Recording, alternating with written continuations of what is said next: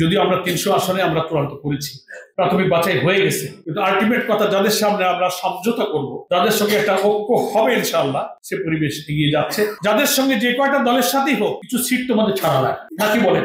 কিছু সিট আমাদের ছাড়া লাগে, তা না হলে তার ঐক্য হবে না। আমির জামাত একটা আইডিয়া আমাকে দিয়েছেন সম্ভাবনা দেখে, যে এমনও হতে পারে সমঝোতা করতে করতে শেষ পর্যন্ত প্রায় 100 আসন আমাদের ছেড়ে দিতে হতে পারে। আমাদেরকে বলেছেন মাইন্ড সেট রাখবেন, কমপক্ষে 200 আসনে আমরা ইনশাআল্লাহ ইলেকশন করব। 200 যদি থাকে বা যদি বেশি থাকে, হয়তো 100 বা তার কিছু কমও যদি ছাড়ি, তাহলে এমন কিছু আসন থাকবে যে আমাদের ছেড়ে দিতে হবে, অথবা সেই আসনগুলো নতুন কখনো আমরা ইলেকশন করিনি, যে তার সম্ভাবনা একেবারেই ক্ষীণ, এরকম 2-4টা আসনও কিন্তু থাকতে পারে। সেটা আপনারা বুঝে শুনে যদি মনে করেন যে আমি খুলনাতে থাকি, সাংগঠনিক কাজ করি, এখানে আমি রোপণ, আমার যে সিট ওটা হয়তো ছেড়ে দেওয়ার মতো একটা সিট একেবারেই সম্ভাবনা নাই, তাহলে আমি অনুরোধ করব আপনি ভোটার ট্রান্সফার হয়ে ভোটার তালিকার নাম বদল করে আপনি খুলনাতে। কথা বুঝে আসছে? সিদ্ধান্ত মেনে নেওয়ার জন্য প্রস্তুত।